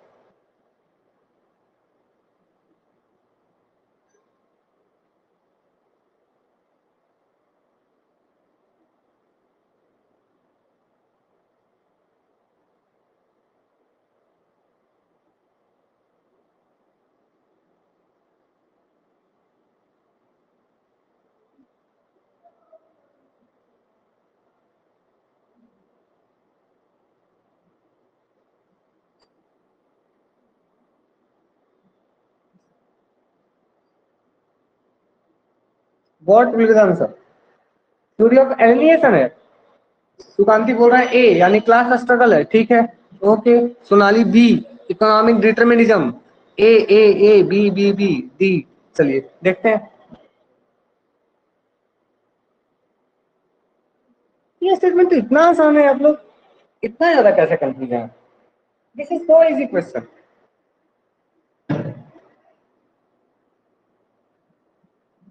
It is not the consciousness of man that determine their existence. ये आपकी चेतना, दिमागी चेतना, मतलब आइडियोलॉजिकल चेतना नहीं है जिससे आपकी एग्जिस्टेंस है। लेकिन ये एग्जिस्टेंस किससे है? तो आप, but on the contrary their social existence determine their existence, मतलब आप जिस तरह से सोशल रिलेशन में रहते हैं, आप जिस तरह से इस दुनिया में रहते हैं, जिस सिचुएशन में रहते हैं, उससे आपकी एग्जिस्टेंस फिक्स होती है। ये किस टाइप का सरप्लस हो सकता है क्या? सरप्लस नहीं हो सकता। अच्छा, एलिनेशन कैसे हो सकता है? थ्योरी ऑफ एलिनेशन ये कहता है भैया देखो, आपको जब पैसे नहीं मिल रहे हैं, मतलब रिटर्न से, जब आप काम के बदले आपको रिटर्न नहीं मिल रहा, आप जो प्रॉफिट है उसका रिटर्न नहीं मिल रहा, तब ये हो सकता है क्या? डी हो सकता है क्या? डी हो सकता है क्या? नहीं हो सकता, कभी नहीं हो सकता। अब पॉइंट दो के बीच में है, या तो क्लास स्ट्रगल या तो इकोनॉमिक डिटरमिनिज्म। क्लास स्ट्रगल में सिंपली है कि इतिहास क्या है, हमेशा दो क्लास के बीच में स्ट्रगल रहा है। और इकोनॉमिक डिटरमिनिज्म क्या कहता है कि इतिहास में हमेशा जो क्लास स्ट्रगल है वो क्यों रहा है, क्योंकि वहां पे जो इकोनॉमी है, जो मेटेरियल वर्ल्ड है, वो डिटरमाइन करता है कि आपकी पोजीशन, रिलेटिव पोजीशन आपके समाज में कैसी होगी। Is it? ऐसा है। Answer would be option number, क्या होगा आंसर? मेरी आवाज चली गई? चलिए, क्लियर है? चलिए, answer would be option number B. क्या होगा इसका आंसर? ऑप्शन नंबर बी होगा। मुझे कुछ नहीं आ रहा है, प्लीज रिज्वाइन, जल्दी से रिज्वाइन कर लीजिए, कोई दिक्कत है तो। मेरी आवाज मैं क्या करूं, कल क्लास ले लूं फिर से?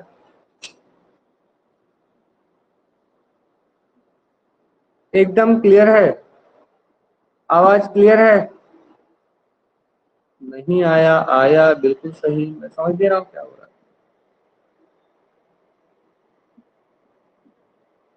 चलिए, ओके, नेक्स्ट क्वेश्चन, ये पढ़िए। डिस्कशन करने के लिए बहुत कुछ है, मैं कितना डिस्कस करूं, लाइक खत्म नहीं होगा ये सब कुछ।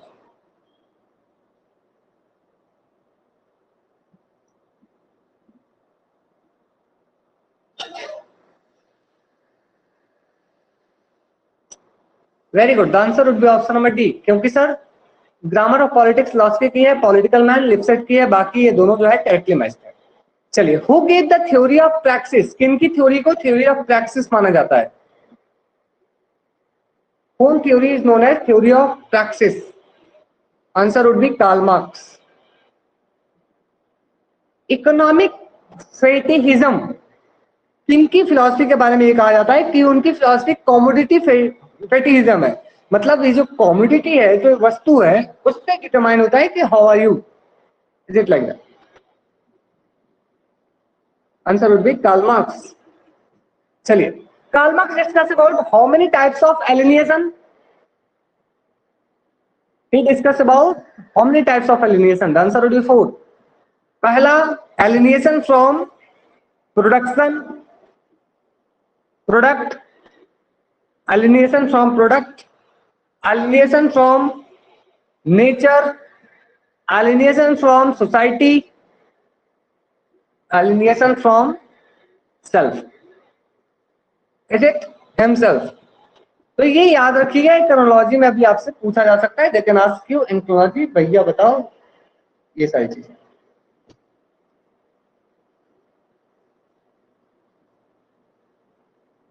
चलिए, अब थोड़ा सा हम लोग जेस मिल को डिस्कस कर लेते हैं। मुझे लगता है कार्ल मार्क्स को कितना भी किया जाए वो कम पड़ेगा, बिकॉज कार्ल मार्क्स एक क्लास 1 घंटे की चीज है ही नहीं, ठीक है? अब थोड़ा सा जेस मिल डिस्कस करते हैं और चीजों का। चलिए, वैसे टाइम काफी हो गया, अगर आप चाहें तो क्लास कंटिन्यू करते हैं 10 मिनट, हम लोग बताते हैं। चलिए ठीक है, शुरू हो जाइए फिर। बताइए जेस मिल से रिलेटेड आप लोग सभी मिलकर जेस मिल से रिलेटेड 25 बातें बता दीजिए। चलिए, मैं 1-2 लिखते जाऊंगा। वुमेन वोट की बात करते हैं, ठीक है। प्लूरल वोटिंग की बात करते हैं, ठीक है। ऑन लिबर्टी किताब लिखते हैं, ठीक है। रिप्रेजेंटेटिव गवर्नमेंट की बात करते हैं, ठीक है। Heart of liberalism, okay fine. Harm principle देते हैं, fine, good. Book subjection of the women है, गुड। और नेगेटिव लिबर्टी से एसोसिएटेड है, गुड। और क्या है? सोचिए, just think. Self regarding, other regarding action है, वेरी गुड। और क्या है? एक्सप्रेशन ऑफ इम्पोर्टेंट, ये क्या है? System of logic, very good. 9। Liberty Barker कहते हैं, 10, वेरी गुड। कहते हैं कि Indian don't deserve right, Indian bridge between negative and positive liberty, ठीक है। 11। यूटिलिटेरियन, लास्ट यूटिलिटेरियन को कहा जाता है, वेरी गुड। 12 नंबर हो गया। 2 type of action, self regarding, other regarding action, ठीक है, वेरी गुड, वो हमने कर लिया है। और बताइए, supported both negative and positive liberty, ठीक है, राइट, गुड। रिलक्टेंट डेमोक्रेट, ठीक है, वेरी गुड। सीएल वेपर ने उनको रिलक्टेंट डेमोक्रेट कहा है। ट्रांजिशन, वो ठीक है, वो हो गया। प्रिंसिपल ऑफ पॉलिटिकल इकोनॉमी, ठीक है, वेरी गुड। 14 नंबर। अभी बाकी है 11 पॉइंट, सोचिए। हार्रियट टेलर उनकी वाइफ है, चलिए उनकी वाइफ को क्यों छोड़े सर, सब्जेक्शन ऑफ वुमेन मिलकर लिखी थी वो। Open ballot system, very good, 13 नहीं हो पाएगा, कैसे नहीं हो पाएगा सर, बेंथम साहब उनके गुरु थे, देखिए कितना अच्छा पॉइंट है। और बताइए, राइट टू वोट वुमेन है, ठीक है हो गया वो point, champion of women right हो गया, Mill's quality of pleasure and pain की बात करते हैं, ठीक है वेरी गुड, क्वेश्चन 15 पॉइंट हो गया।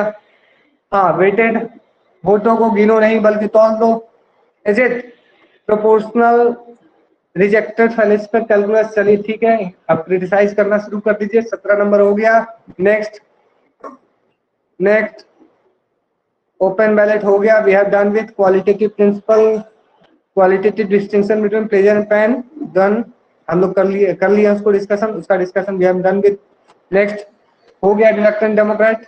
और बताइए, उनकी स्टेटमेंट तो आई नहीं रही है, उनके स्टेटमेंट बताइए, कुछ सोचिए।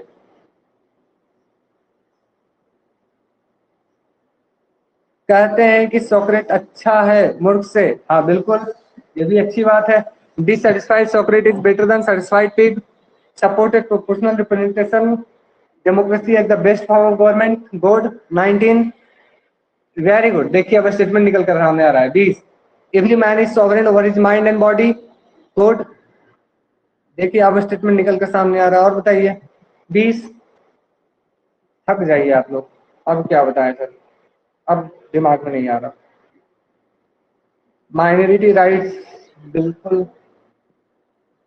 21, क्योंकि वो कहते हैं एक्सप्रेशन, लिबर्टी ऑफ एक्सप्रेशन की, थॉट्स एंड मतलब फ्रीडम ऑफ स्पीच की बात, is it greatest happiness of the greatest number की बात ये नहीं करते हैं। कंटेम्प्ररी ऑफ मार्क्स, ठीक है, यूके में जन्म हुआ था इनका, चलिए ये भी अच्छी बात है सर, लंदन में जन्म लिए थे वो, can not suppress even one single voice, बिल्कुल। हाँ बिल्कुल फिरोज, ये कर लिए हम लोग। System of logic, I think ये कर लिए, बट अगेन चलिए एक हो चुका है सिस्टम ऑफ लॉजिक। और बताइए, barbarians not eligible for voting, ठीक है, और कुछ,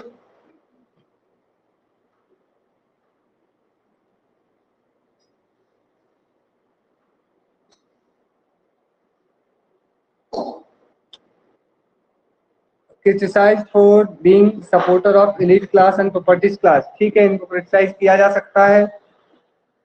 प्रिंसिपल्स ऑफ पॉलिटिकल इकोनॉमी हो गया, क्रिश्चियनिटी ऑफ द रीजनेबलनेस, इनकी किताब नहीं थी, चलिए। और एडम स्मिथ रिकार्डो से इन्फ्लुएंस थे, ठीक है गुड। 24 और भी काफी सारी चीजें हैं। इनकी बुक की नाम आप लोगों को तो पता है नहीं, यूटिलिटेरियनिज्म किसकी किताब है, who wrote the book utilitarianism, sir he was man who rejected his master, good very good. चलिए, तो there are lots of things, आप इनके बारे में ध्यान रख सकते हैं, ठीक है, बट द पॉइंट इज कि mill is so important for exam, आपको इन चीजों को ध्यान रखना चाहिए। मिल जो है, Mill also supported the idea of laissez faire individualism, Mill जो है लेसेस फेयर की बात करते हैं। Mill also discuss about for the first time welfare state model, Mill जो है वो पहली बार वेलफेयर स्टेट मॉडल की बात करते हैं, इज इट। मिल जो है वो आप कह सकते हैं कि अपने ही गुरु, जैसा कि सबने बताया, बेंथम को क्रिटिसाइज करते हैं, and he discuss about what, he discuss about the idea of quality of pleasure and pain, and what he stated, he said that कि एक असंतुष्ट सुकरात जो है वो एक संतुष्ट सुअर से बेहतर है, यानी कि dissatisfied Socrates is better than satisfied pig. He discuss about quality of pleasure and pain, पूरा पोस्टमार्टम कर डाला मिल के था उसका, क्यों, ये तो अच्छी बात है, खूब पोस्टमार्टम कीजिए आप लोग सुबह और शाम, तो इस चीज को ध्यान रखिए। He also supported democracy and all. चलिए, तो अब बताइए, अब हम लोग कल मिले, अब मैं क्या करूं, इतने सारे थिंकर्स हैं, 25 18 20 25 थिंकर, कहाँ से हो पाएगा 10 मिनट, मतलब 1 घंटे क्लास में। चलिए कोई बात नहीं, हौले हौले हो जाएगा सब कुछ, ठीक है। तो भूख लगी है, चलिए आइए कुछ बनाते हैं। Thank you so much everyone, keep learning, keep smiling, stable. हाँ हार्न प्रिंसिपल, अब क्या काम है हार्न प्रिंसिपल का भी। चलिए हो गया। So this is all about, thank you so much, keep learning, keep smiling, stable, stay happy, खुश रहें, मस्त रहें, सीखते रहें, मुस्कुराते रहें, अपने आपका ध्यान रखें और अच्छे से रिवीजन प्रिपरेशन करें। बिल्कुल ऐसे ऑन लिबर्टी, ये सारी किताब है उनकी। Thank you so much. अब निकली मैंने, अच्छा निकाल लिया अपने राजेश मिश्रा, अब पढ़ लीजिएगा 2-4 घंटे। चलिए थैंक यू एवरीवन।